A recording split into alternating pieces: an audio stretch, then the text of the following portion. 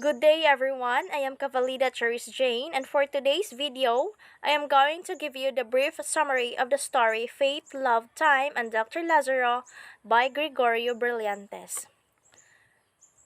So this is a story about a doctor who disbelieved in faith, love, and time. He lost his faith because he has been a witness to countless seemingly random death, a patient with cancer, and then there is a baby who is now dying from tetanus. But most of all, when his eldest son who committed suicide. From that, it made the doctor focus mechanically on his job just to forget the pain, and his wife became more immersed in religion than in family. From the upstairs veranda, Dr. Lazaro had a view of stars, the country darkness, the lights in the distant highway at the edge of the town. So the phonograph in the sala played Chopin, like a vast sorrow-controlled maid familiar he had been wont to think. In the scattered light from the sala, his angular face had a dusty, wasted quality, and only his eyes contained life. So when someone's calling in the phone and his wife came to tell him he was wanted on the phone, Dr. Lazaro reached for the phone. The man was calling from a service station outside the town. He was Pedro Esteban, the brother of the doctor's tenant in Nambalan. The man's week-old child had a fever, a bluish skin. Its mouth would not open to suckle. They could not take the baby to the poblacion, and they would not dare to move it. Its body turned rigid when touched. So when Ben and Dr. Lazaro's son drove him, while on their way, they had a conversation about Ben's plan on what career to pursue.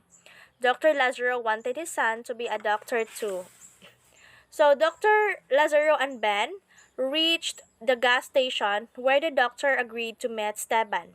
They went to Esteban's house and saw the sick child bundled with blankets, and Dr. Lazaro made cursory check, skin dry, turning cold, breathing shallow, heartbeat fast and irregular.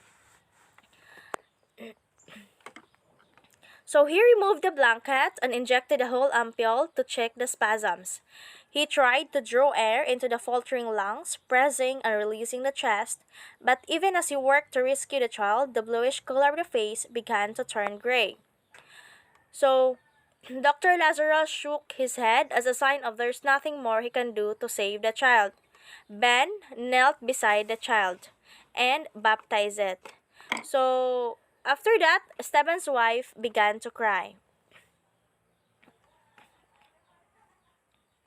When Dr. Lazaro and Ben are on their way home, Dr. Lazaro realized everything around him, and these are the town, the people, his family, his faith, love, and time, that it was long gone. So now I'm going to give you what literary theory that the story depicts. So the literary theory is structuralism. So the following are the themes that support the theory. First, doubts in your belief will arise when certain traumatic or important events happen in your life. These doubts are tests of conviction. Next, don't lose hope or faith in God because everything has its reason. And the last one is, everything has its end. You can change one's destiny. So now I'm going to give you the two Filipino cultures that depicts in the story Faith, Love, Time, and Dr. Lazaro by Gregorio Brillantes. The first one is when the boy poured water from a coconut shell on the infant's brow. He caught the words half whispered in the quietness, the name of the Father, the Son, and the Holy Ghost. This Filipino culture shows that as a Catholic, we must be baptized, and it depicts that one must be baptized according to the teachings of God. The second Filipino culture is, as a Filipino, no matter what happened or what time is it, we have this attitude that we will help each other or we will help our fellow Filipinos. And most of all, we will do everything just to save and protect our family.